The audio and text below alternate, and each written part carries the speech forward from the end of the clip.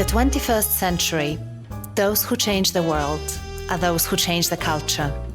They get people in sync, lead tribes, create movements, and generate an energy field where ordinary people achieve extraordinary results.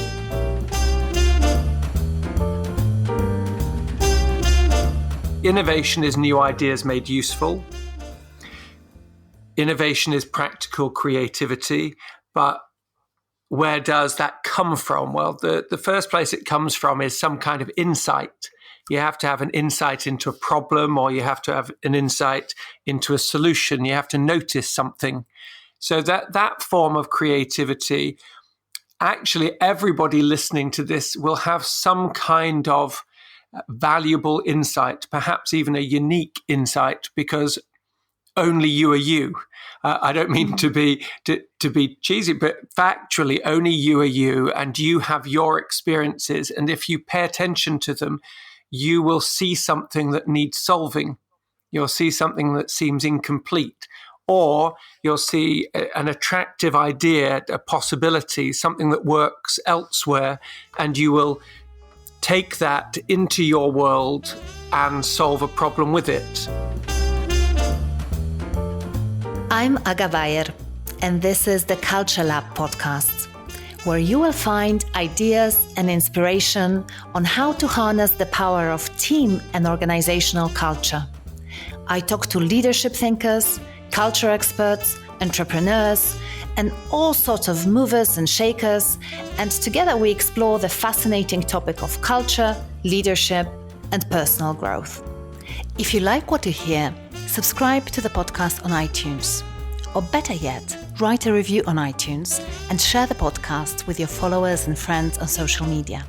For more, check out our archive at www.agabayer.com/podcast. Hello and welcome to episode 62 of the Culture Lab podcast. So before we dive into this episode, I have a small favor to ask. I'm working on a piece about business pivots during COVID-19. So if there's a company that impressed you with how they managed to adapt to the challenges and to stay true to their purpose and their values at the same time, please drop us a line and let us know who they are. I really think that these companies deserve to be showcased and celebrated, and also we can all learn from them. You can send your nominations to lindsay@agabayer.com. That's lindsay@agabayer.com, or just hit me up on Twitter @CoachAga or LinkedIn @AgaBayer. Okay, so let's go to today's episode. I'm really excited to release this episode because my guest today, Dr. Max McKeown, is someone I really admire. He's an English writer, consultant, and a researcher, and he's fascinated by how we shape our future, either deliberately or accidentally. And this has led him to a number of academic pursuits in psychology, in strategy, in innovation, and in culture. He's written 6 influential books. He conducts research with Warwick Business School, and he's also an advocate of innovation culture. He's really well known for presenting his ideas in a very unique and very visual way. He's basically drawing and cartooning as he's speaking. It's like a cross between a traditional keynote and a performance art. Look it up, Google it. It's fantastic.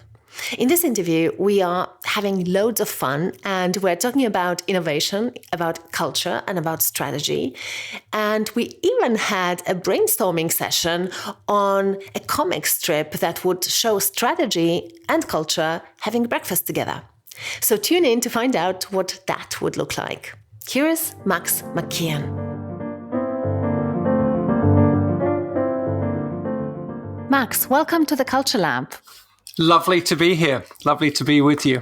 And on your perfect Culture Lab, I mean, I'm looking around and you've got like machines and you've got gizmos and experiments going on. Yeah, good to be in the Culture Lab. Exactly. Just look around. It's impressive, isn't it? It is. It's one of the most impressive culture labs I have ever been in. How many have you been to? Well, I suppose in a sense, everything is a culture lab.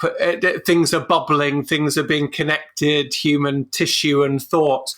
But this seems very deliberate, your culture lab. You've made it, beautiful, expensive, very, very impressive. I'm enjoying it. Thank you. So make yourself comfortable. I will. I'll sit down here. So just to help our listeners understand who you are and what you do, could you give us a brief introduction?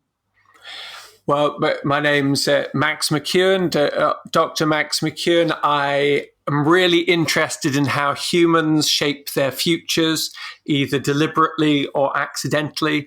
And that has led me to a number of academic pursuits, psychology and strategy and innovation, and then writing, and then dealing in the real world. That's it. And I do that in a very visual way, typically with groups of people drawing and cartooning and bringing their ideas back in. So I like to make, I guess, magic potions, perfect recipes of ideas with the audience and myself, and then the ideas that I have consumed from elsewhere. I love it. It's really impressive. And for those of our listeners who are not familiar with what you do, I'd really encourage people to go online and check some of those videos out to see the magic potions being made. It's really, really impressive. So, Dr. Max McKeown, I understand now why you would appreciate our scientific lab here, because you've done a lot of research yourself. And I want us to dive into that in a moment, because a lot of your work, as you said, is basically at the intersection of strategy, innovation, and culture. But before we go there, there's one question I always ask at the very start of each interview, which is, what were the early cultural influences that shaped you as a person? Great question. Well, I was a child of many parts, just like my magic potions and your culture lab. I was born in Whittington Hospital in London, in a vibrant cosmopolitan city, but also a particularly vibrant and diverse and exciting area of London in Haringey.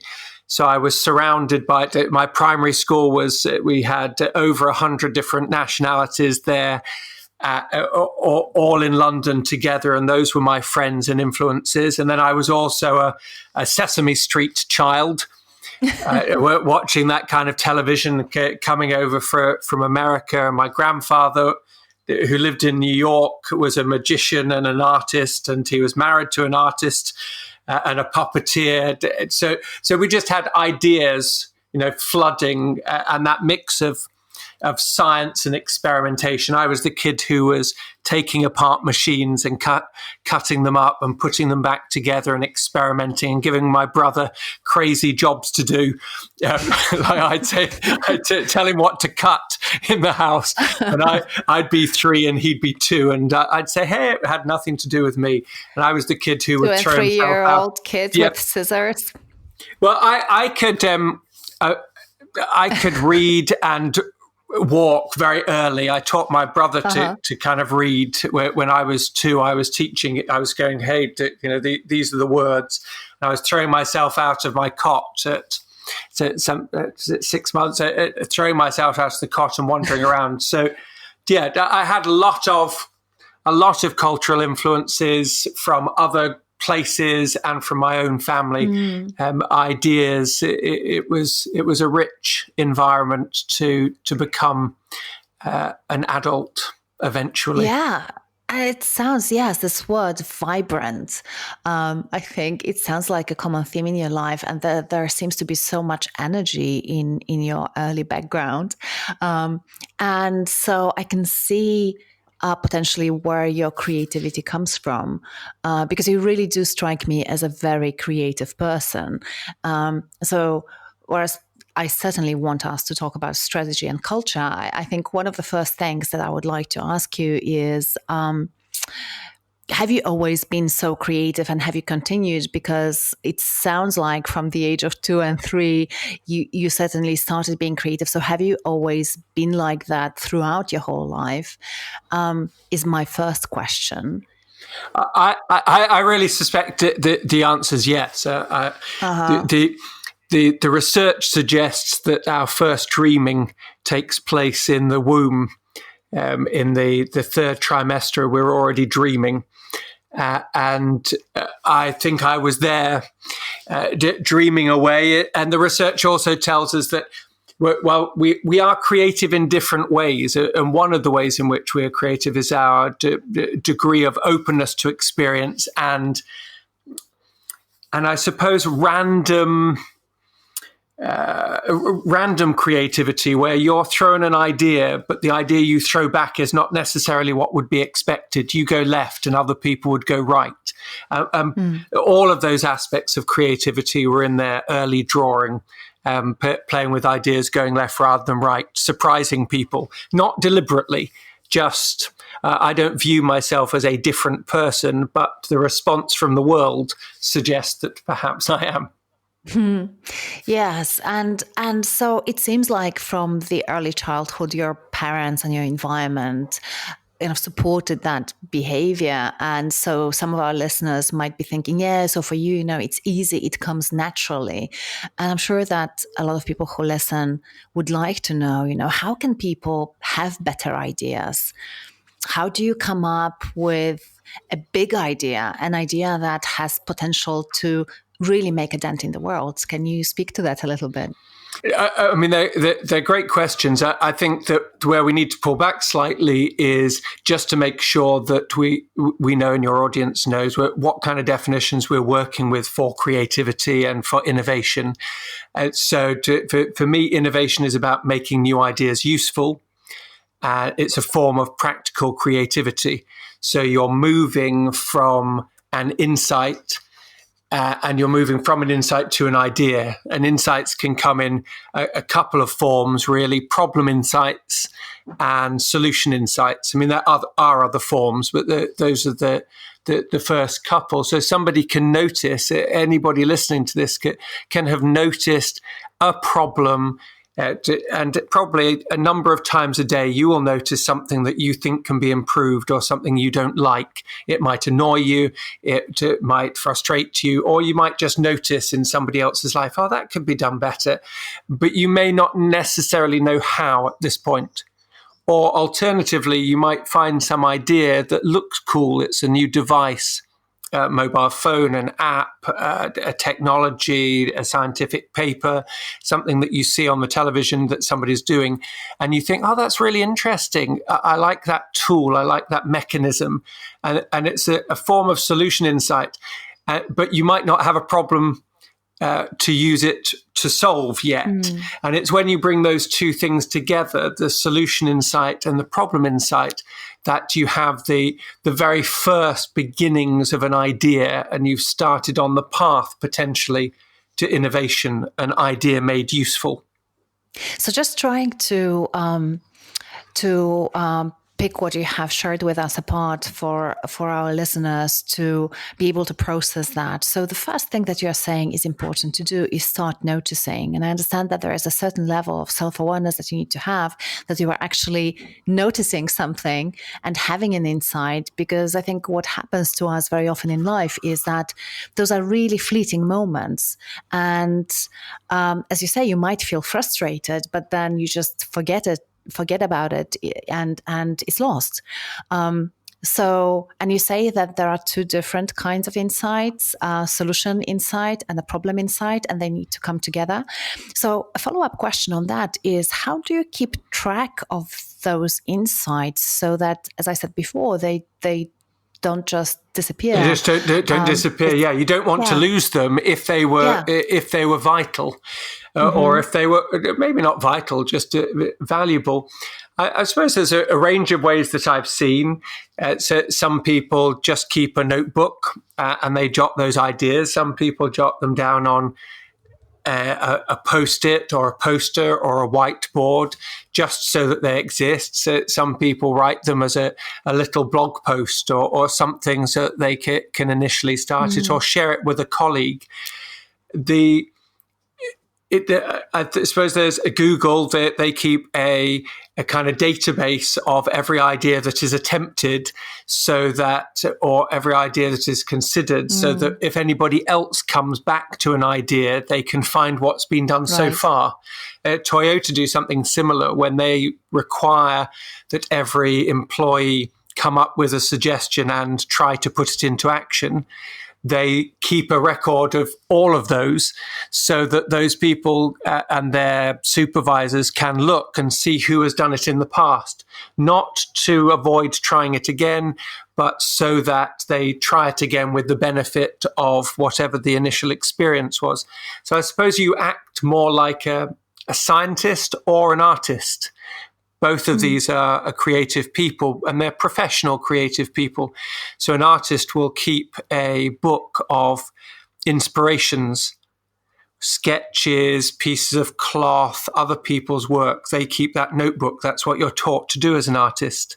And as a scientist, you're also taught to keep a notebook, and you're taught to write every day. You've probably seen this in some Hollywood movie, some crazy scientist, and The Fly comes to mind, a horror movie, and they're writing down, on this day, this is the experiment that I did, these were the results, this was the fleeting thought that I'd had, so that you can go back and remember whatever it was that you did. So I think whether you think like a scientist or you think like an artist, you can do something with your idea. And that's even if you've only got one idea, like the guy who burnt his hands on the coffee cup and then wrapped a piece of cardboard around it and eventually invented the cup holder, and he's made millions from it, and that's his only idea.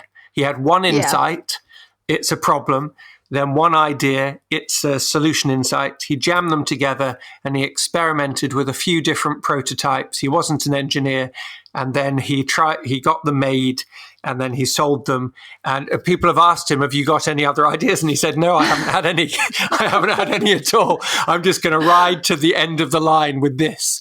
And we might make, So I'm not saying to people who are listening that you have to have billions of ideas, but if you record, a few a bit and then start to experiment with the ones that seem a little bit valuable just in the roughest way, then you can move those ideas from insights to ideas and then start nurturing them, which I'm sure we'll talk about at some point.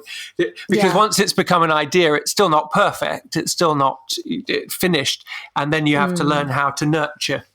Absolutely. And you use this analogy in your book, The Innovator's Book, that an idea at the very beginning is like a baby. So it really needs to be nurtured and protected. And the whole point is to really strengthen it so much that it becomes an idea shark. So would you be able to talk to our listeners a little bit about that? And, when you have this idea, which is still a baby, very helpless and needs your nurturing, how do you do that? How do you nurture an idea? And also, how do you know that this is the idea that you should be investing in? Well, that's always a challenge. But definitely, new ideas are like babies. I say beautiful, ugly, and not finished yet. Because they might be beautiful to you. I mean, usually, if it has caught your attention, it is of interest to you. And so we could argue that it was beautiful. But when you explain it to other people, it's kind of ugly and it's unfinished, and you don't really recognize the value in it. Like the guy with his piece of card. If he'd only shared that, maybe other people wouldn't have got it, but he built it to at least a prototype, and then everybody could see his point. And the more original idea is, often the harder it is to get it across to somebody else. So you do need a way of making it easy to swallow, making it easy to understand, having a story wrapped around it. I mean, you remember the Netflix story. You remember that? Yes. And so the story that's always told is that he was renting a VHS cassette, and when he got back to Blockbusters, they gave him a fine, and he didn't like having his fine, so he started his own company. That used to be the story. But as far as his co-founder is concerned, that never happened.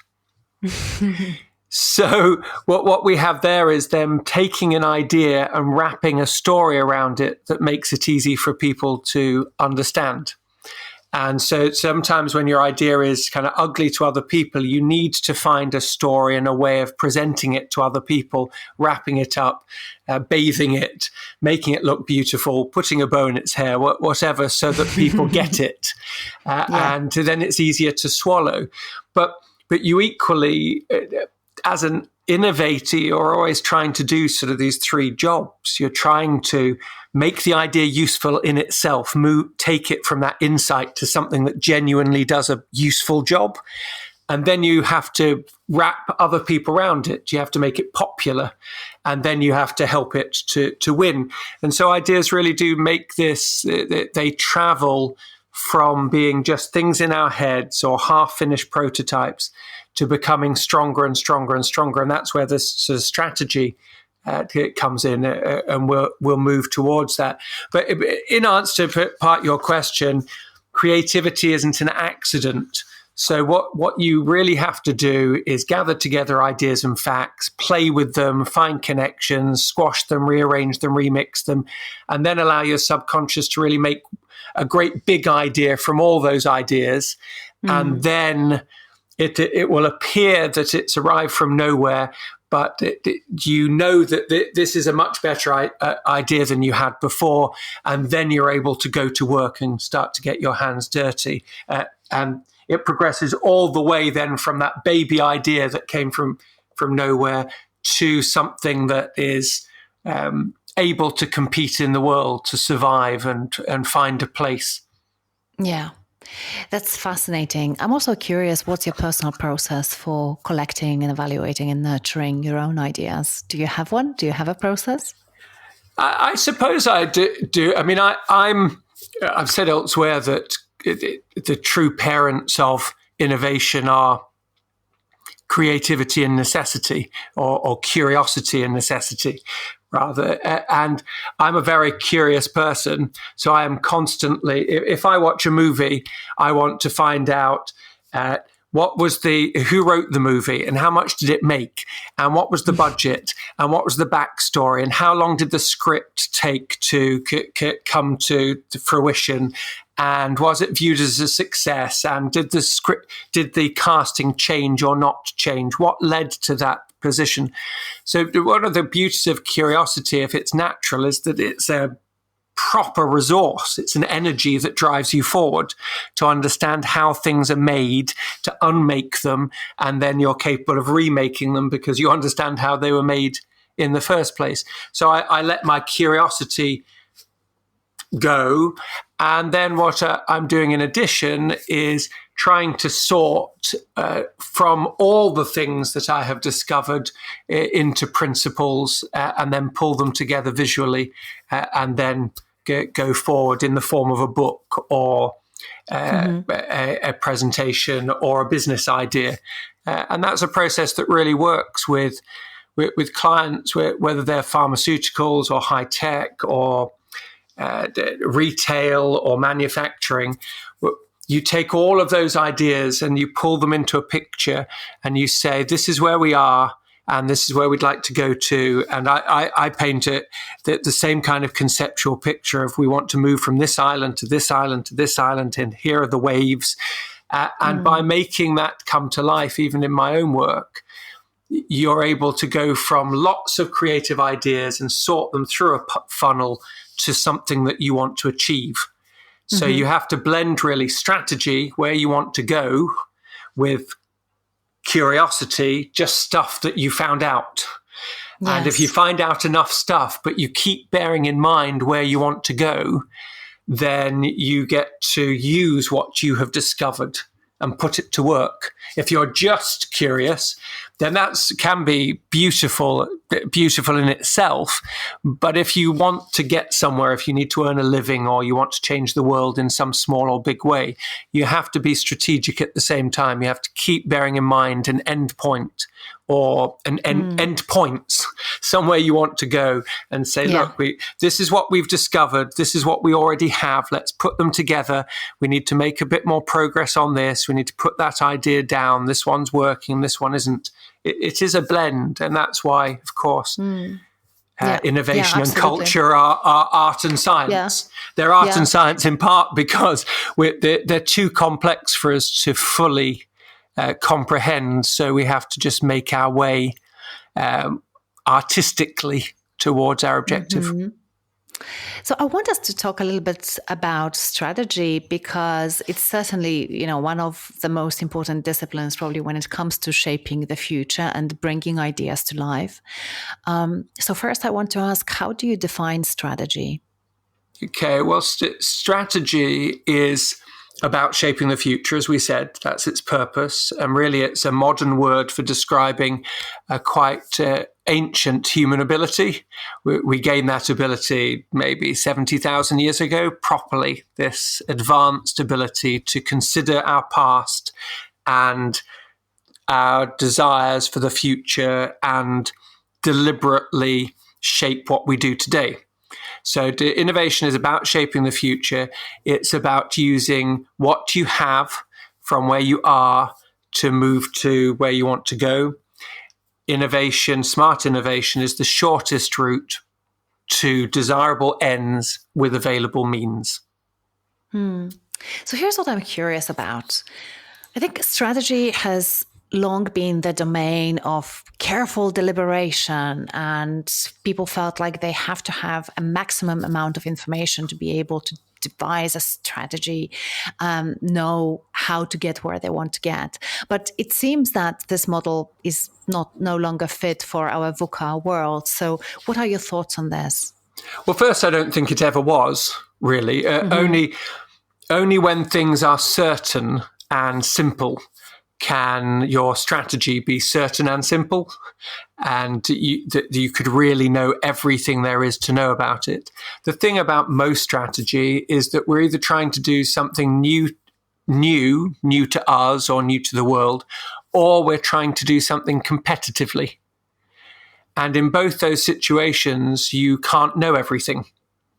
And so you have to be willing to adjust something daily. Mm-hmm. And that's why in the strategy book, I introduced a new tool, the Quick Start Strategy Canvas, to allow people to ask the big 5 questions about strategy and keep asking them every day. So there's a wall chart version, and you can have it, giant wall chart. And what you're saying all the time is, okay, so where do I want to go, more or less? And you just write a couple of words in there. Because you kind of know it might be I want to earn a living and I don't want to have to work for a corporate, or it might be I want a promotion, for personally, or it might be for your business, I want to get rid of plastic. You could start quite vague and high, but you move from that where you want to go back to where we are right now. And then you flip back to what we need to do now and how do we need to do it and how to measure our progress, those big 5 questions. And then you consider what's pushing you and what's stopping you. And but you have to do that. You have to at least have that in your head almost all the time. And with your group or your team, you have to come back frequently to say, why are we doing this? How are we doing this? Is this, however beautiful our strategy document, have we stopped to consider the results? Is it going? I read an example recently about how during the First World War, apparently, the build-up to it, apparently the Kaiser of Germany learned that Britain would stay out of the war as long as Germany would only attack one of France or Russia. And he said to his general, could we do that then? Could we just stop our men? And the general says, no, we've started, so we've got to finish. And I think about, well, what? Why would you want to just because you started a war, you have to continue a war? And I think people they can be like that. They say it's sunk cost bias. They say that because and the more energy I've put into the plan, the more I have to follow the plan, even if the plan no longer works, and even if the plan was based on, insufficient information, which is, I have to emphasize to your listeners, is all plans. This one is really interesting to explore, though, because I think a lot of us fall prey to this cost bias. Because, it's hard. I have personal experiences when I invested a lot of time and sometimes money in a project, and it seems like it's not working out, but you feel like, maybe if I only try something different, it will eventually work. And so I guess my question is, how do you know that you really have to cut yourself off and just, get moving forward, because the plan wasn't great. It's clearly not working, because sometimes, there's this tipping point, and beyond the tipping point, things start working. So I think it's a big dilemma, isn't it? It can be. I mean, I know that you're friends with and a fan of Seth Godin's work, and I remember him writing a very short book called The Dip, and it was a great promise. In effect, he had found a problem, and he said, yes, how do you know? How do you know when things are not going right, whether to continue to success or to stop?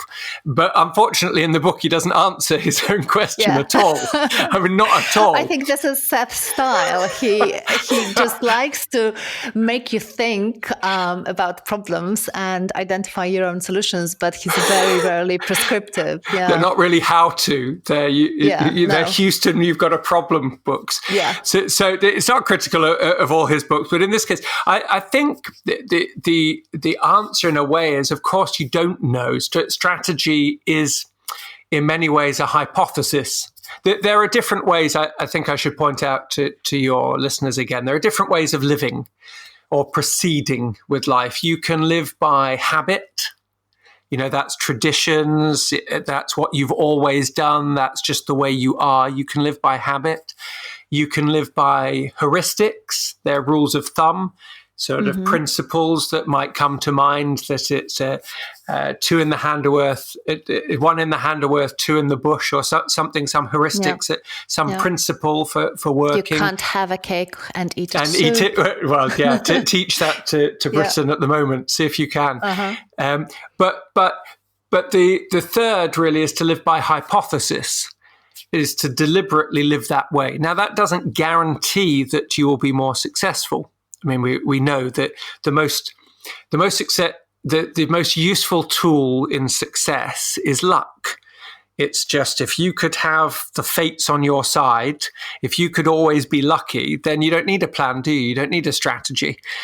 Just luck. Be born in the right place, to the right family at the right time, with the right opportunities. You could be born rich, and you wouldn't have to work for it. So, but we have to put, therefore, luck out of the way and say, do you want to live by habit and get what you're going to get in an unthinking way? Are you going to live by heuristic with a few principles? Well, that's better. Are you going to live by hypothesis, to say, this is my theory at the moment. That's why I favor graphical things and this quick start strategy. Canvas as an example of that. Because you say, look, where do we want to go? How do I measure my progress? I thought I should measure my progress by this. It turns out that on that measure, I'm not making any progress, but my hypothesis said I should have. There must be something with your hypothesis, right? There must be something. And living like that and proceeding like that is how really most of the, if not all of the great innovators and strategists have been successful. I mean, really, the ultra innovator is the uber strategist. The uber innovator is the ultra strategist, because what they're trying to do is continually check. That's what Bezos did. It took him years. His basic idea was, this internet thing's going to be a good way of selling stuff. That's the hypothesis. But he had to go further than that to figure out how to make selling stuff over the internet profitable. And he had to he stole an idea from Costco, and the idea of having a membership fee, which became Amazon Prime. He stole that after a visit to Costco, and he took another idea from somewhere, and he built a growth engine for his company with about 5 components. It took him a long time, and he's still working at it, his hypothesis, his theory of success. So I would suggest that doing things in isolation isn't enough. You have to say, look, I think doing a podcast is a good idea. I think writing a book is a good idea for this reason. Right. And make an active choice around that and say, I have decided to do it for this reason. I make an active choice on that basis. I have done it in the following way, so I can know that I did it the way I wanted to. It is either achieving what I want, or it is not, or a bit of what I want, or it isn't. Do I need to revise my hypothesis? Totally. And what am I learning through this process? And what am I learning? Just like a scientist. Yeah. No, go. Mm-hmm. Yeah, I love that. I really love this idea of living by hypotheses, and it's a little bit mind bending for me when I put culture into this. So I want to just play with you with these notions, because you say you can either live by habit or by heuristics or by hypotheses. Where does culture sit in relation to those 3 things? Well, very much. You perhaps wouldn't be surprised to hear very much in all of those. So if we go back to culture being maybe the sum total of the values and the beliefs and the assumptions and the traditions of an organization, it's all of us. Culture is a human system or human systems. It's the combination of all of us. It has our nature and our natures. So multiple and combined. So in a culture, if we draw some lines around it and we say an organizational culture, the culture of IBM, the way that things are done around there and the way that they think, all of that combination. Well, so you've got everybody's habits, everybody's heuristics, and everybody's hypotheses. So at the level at which the culture shapes behavior, and that's why we're interested in it, what it's like to be there, how people act and how people react. At that level, it's the combination of all of those individual hypotheses, heuristics, and hypotheses and habits, and the organizational habits and heuristics and hypotheses, which are not the same as the individual at all. For instance, there'll be hypotheses that are written in the company report and that will be written in the value statement and will be written in the role statement. These are what we say formally, but then there'll also just be the habits, the way things are done really. You join an organization and at first you don't know what's going on, and you joined for this reason because of, salary and potential and because it would be cool or whatever, because you'd have a great office or a car. And then you get into it, and at first nobody really listens to your opinion, even though you've got new things to stay. But if you stay for maybe a year or 2, you'll learn how things really work and you'll gain a bit of influence. But the problem is you've got nothing new to say.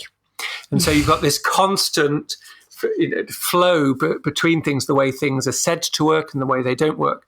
So I suppose at one level, it's those 3 things are happening all of the time. Mm-hmm. And then at a different way of answering that question, perhaps, is if you sought to change a culture, you could do it in one of those 3 ways, by habit, heuristic, or by hypothesis. So you could say, I think culture should be like this. That's the habit. That's always the way we've done it, and we need to have a strong culture the way that we've always done it. Or you could have a hypothesis approach to culture and say, this is our strategic approach. This is what we want. What kind of culture do we need in order to better achieve that goal? And how do we alter it? Again, do we alter it doing the same things we've always done, or do we alter it by hypothesis? We try this intervention and we look at the results and we say, well, I don't know if that did work. We've always done it, but it didn't work. So let's try something else and let's do it, semi-scientifically. So everywhere. Yeah. So I love that. I think it's so complex that it's very difficult to give a straightforward answer to some of these questions, but it's so interesting to explore. That's a different way of saying that. Yeah, well, that wasn't that clear. No, I don't mean that it wasn't clear, but it's really difficult to simplify it to just, do this or do that, or it's this or it's that, because it really does depend. In the strategy book, by the way, you say something that create a sort of a mental image in my mind when it comes to culture. So I want us to play with this a little bit if you are in the mood to play. And it is a culture lab, so we're sort of allowed to experiment with I'm a very playful person, so yeah, totally. Yeah. So you have this thing where you say strategy and culture should eat breakfast together. And of course, you allude to culture eats strategy for breakfast attributed to Drucker. And we'll get there, perhaps. But first, I want us to play with that. So when I read this, it brought an image to my mind. And it was almost like a part of a comic strip.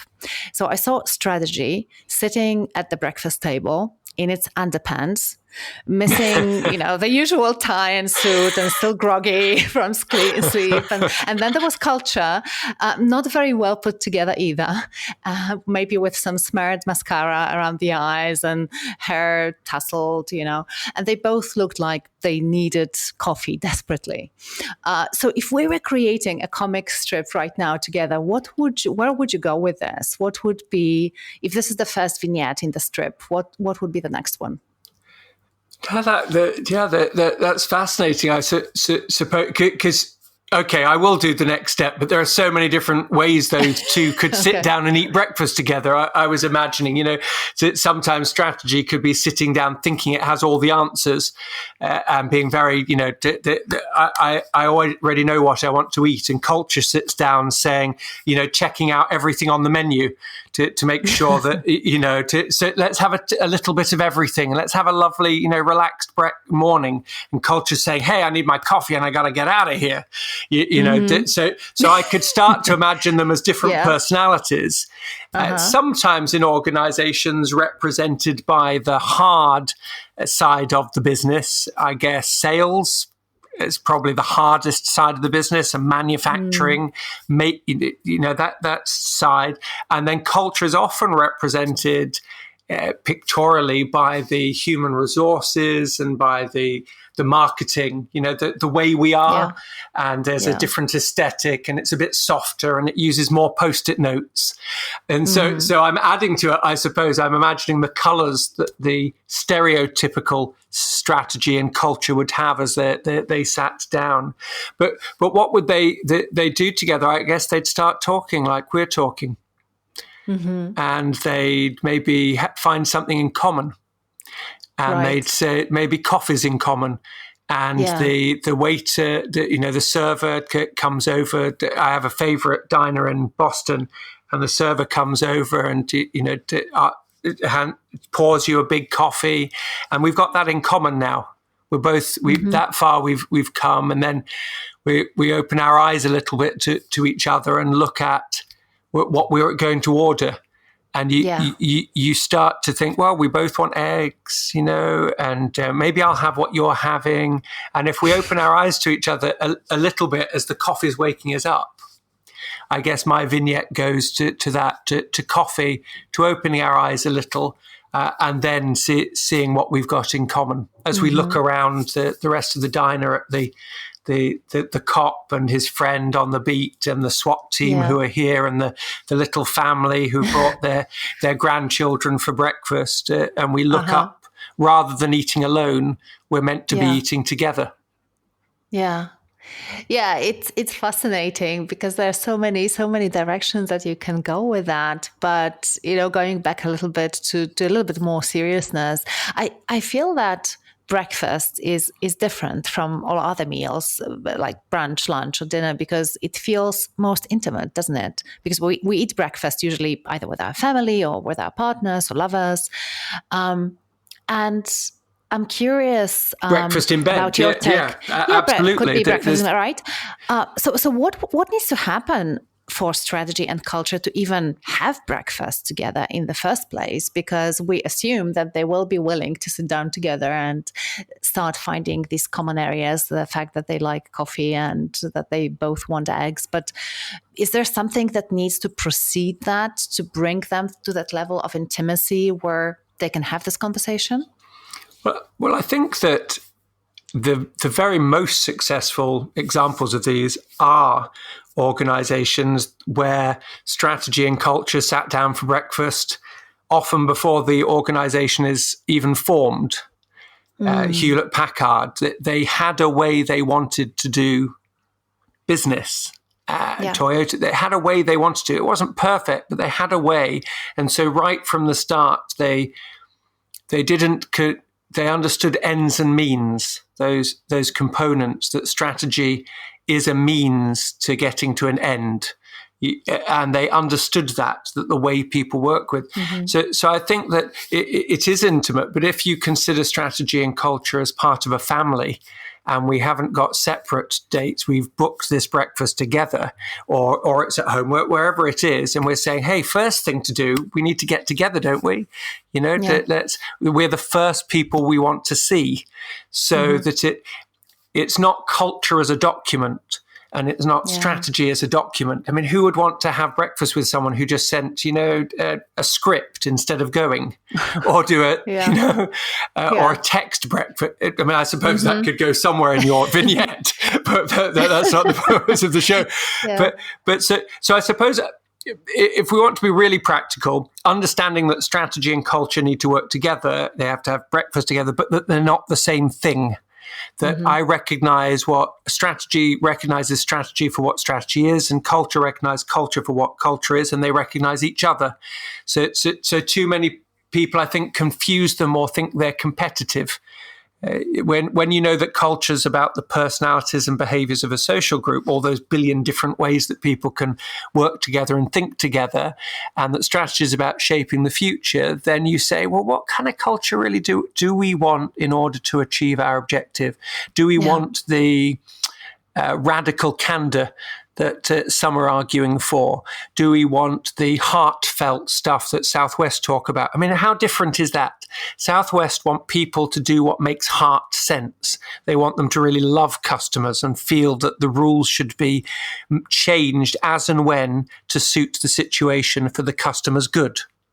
And they also believe there that everybody's on the same side, customer, employee, owners, managers. We're on the same team. That's the culture they need, because that's what their strategy requires. If you're an Elon Musk, you want a culture that is totally getting rid of the crap, that doesn't waste any time because you are against the clock. You're in a race against possibility and competitors. You got it, and investors, they're breathing down your neck. So you want to go no posturing, no hierarchy. Which idea works? Let's get it going. Figure out a way. It's very NASA. It's very cutting edge. And that's different to the frugal element of the Amazon culture. And I'm not saying these few words represent all of the complexity and richness of culture there. And I'm sure it's very different if you're working in one room or one level or one job. But what I am saying is that that's a tool for a purpose. And I think if cultural specialists look at that and say, what does it achieve? What am I seeking to achieve with this? And strategists and planners and the executives say, but how does what I'm seeking to achieve, what does it require from a cultural point of view? And also, what does my culture allow me to do that I perhaps have not recognized? What creativity is in there, or what depth of commitment? And I'm turning people off the very best thing about the culture. And if I could turn it back on, I mean, think of Toys R Us just dying because, nobody cared about it. Nobody cared about the people. Nobody paid the people. Nobody cleaned the stores. Nobody. I mean, it wasn't just debt. It was a mismatch of culture, the best place to play with your children, the strategy being those things, and then culture. This is the place to treat people badly when they come to work. Yes. Yeah, it's so true. I love this idea of culture for purpose, and also this idea that this is the first meal of the day, and sort of getting them together to have that first meal. And as a shout out to some of the organizations that I work with, and I've seen this trend intensifying over the past couple of years, that more and more organizations, including startups in really early stage, they express an interest on aligning those two things almost from day one. And it certainly wasn't the case in the past at all. Culture was always an afterthought. And usually when things didn't go so well, it was, okay, how do we fix our culture now?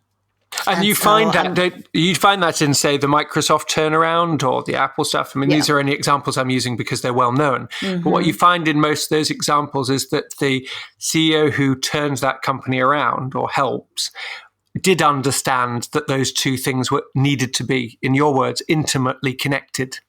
And that therefore that the empathy culture that the Microsoft CEO has gone for was a very useful antidote to the brusque, violent, aggressive culture that preceded it. And it was the best way of bringing goodwill from the people who work there, who could then be proud to say they worked there instead. And then I think it is, I mean, we've had a fabulous conversation for me. I've loved it. But I think also pointing out that for purpose, and that stop saying we need a strong culture. I mean, if somebody is saying that to you, somebody is giving you bad advice. They've misunderstood the nature of the problem and the solution. Strong. What? Strong? Yeah. Or even what you need is something that is adapted to your purpose or to your strategy, and also to the well-being of the people there. I believe in both. A highly adaptable strategy, culture. Look at how people adapt. Look at what doesn't adapt. Look at information flow, idea flow. Where do things get stuck? How do we keep feeding idea zombies in our culture rather than giving nurture and succor to idea babies and helping them become, proper shark babies or something like Shark Boy. You remember the movie? Shark Boy. How do we do that? Are we presenting enough examples of how this really works? In fact, Shark Boy comes to mind because it was the director of that film, the Spy Kids series and the Shark Boy film, and is it Magma Girl or something? It doesn't matter. But he did all that stuff at home on his computer because he wanted to be with his family. And so he created a whole way of creating this stuff that suited his purpose. And it still made a lot of money. And he still... So I suppose you have to creatively think how you innovate, you strategize, you create a culture to nurture ideas, to get you somewhere better, to produce the human sort of future that you wish. I love that. I really, really agree with that and align with that 100%. And actually, I don't think that having, as you say, a strong culture or whatever sort of culture, that just for the sake of culture makes any sense at all.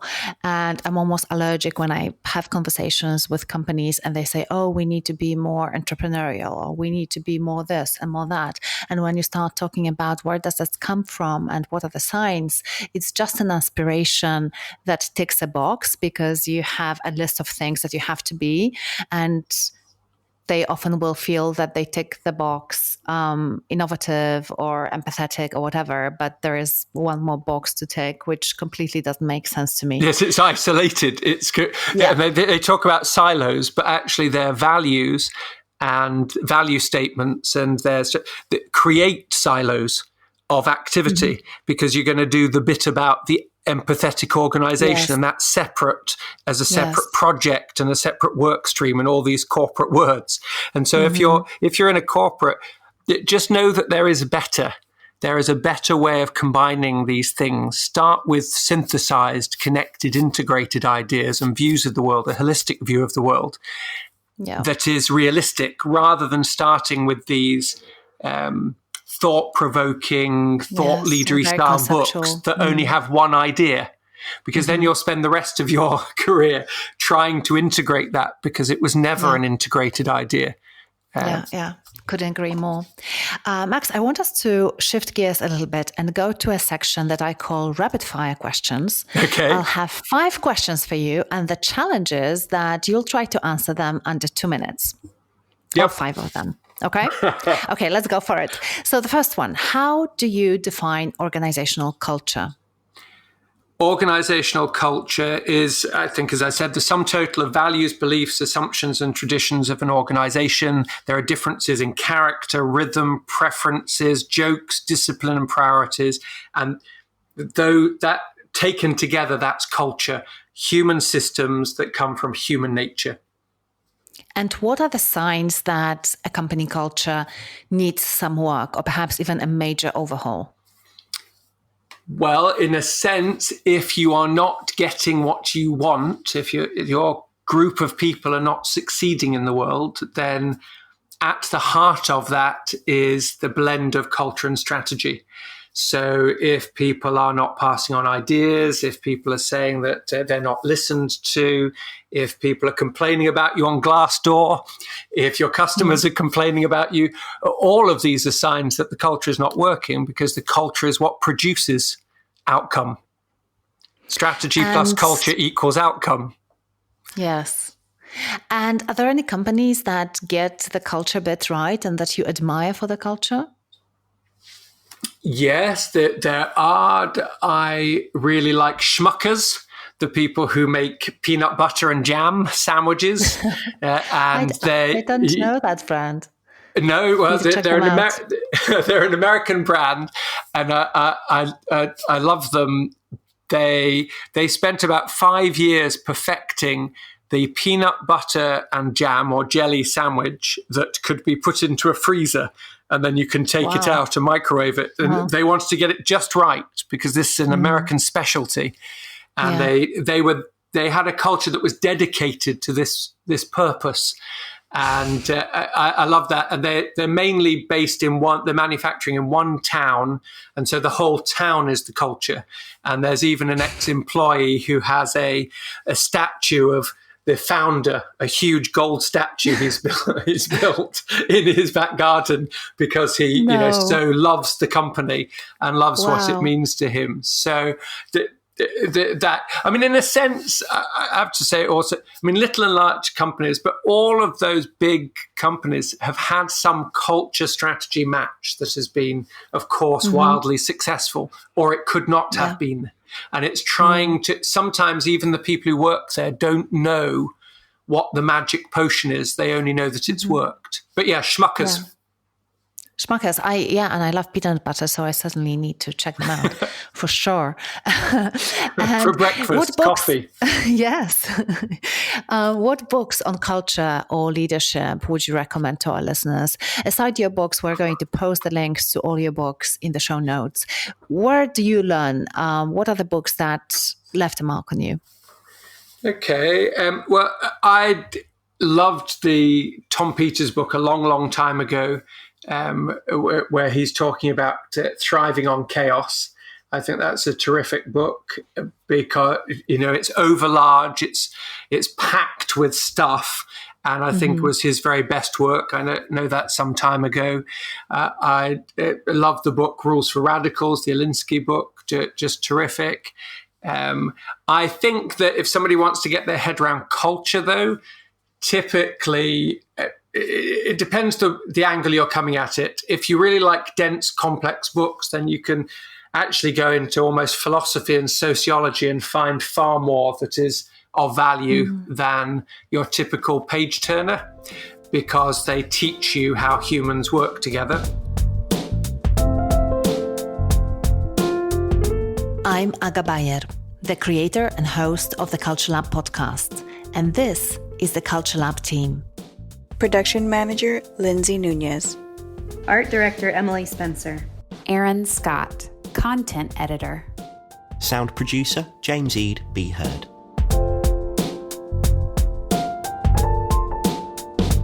If you haven't subscribed to the Culture Lab yet, you can do it on Apple Podcasts, Stitcher, Spotify, and many other places where podcasts are available.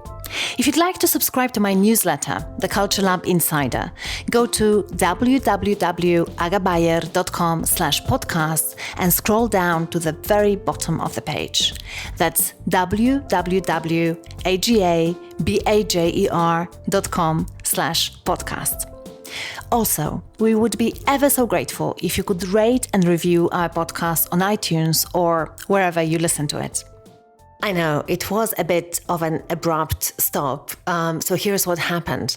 By the very end, when we were doing the rapid fire questions, Max's side of the interview just didn't get recorded. Never happened before. But hey, there's always the first time for everything, right? Thankfully, we only lost a couple of questions, and I really hope that you enjoyed our chat. I definitely did. If you'd like to learn more about Max and his work, you can connect with him on LinkedIn, Twitter, Facebook, check out his videos on YouTube and his books on Amazon or other booksellers, and you'll find all the links in the show notes. I have to say, I really love the playful nature of our conversation, and a lot of what Max shared with us is super useful for me because I see myself as a creative, and frankly, his idea that we can live our life by habit, heuristics, or hypotheses is just brilliant, and it has stuck with me. I'm playing with it in my work and in my new book as well. Okay, so now time for the preview of the upcoming episode. And next time, our guest will be Bobby Herrera. Bobby is one of the most inspiring human beings and CEOs that I have ever come across. He believes that everyone deserves an opportunity to succeed, and he's an unwavering champion for the underdog. He infused his company culture with these beliefs, and his company, by the way, the Populous Group, is one of the fastest growing HR services companies in the US. They have an annual revenue of over 500 million and many Fortune 100 customers. So here is a short preview of our conversation where Bobby starts narrating a story of an event that changed his life. I hope you come back to hear the rest of it in 2 weeks from now. I was 17, and my brother Ed and we were on a return trip home from a basketball game. And along the way, we stopped for dinner. And everyone unloaded off the bus except for me and my brother Ed.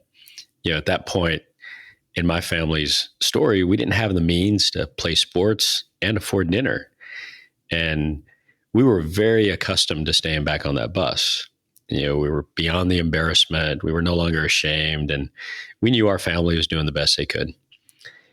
Well, a few moments after the team unloaded, one of the dads to the other players, he steps on board the bus. And as he's walking towards the back of the bus, he teased me a little bit because Ed had outscored me that night. And then he said something to me that I will always remember. Thank you for listening to this episode of Culture Lab. If you found any moments that were interesting, inspiring, or maybe even game-changing, please share it with someone who'd appreciate it. After all, good ideas are meant to be shared.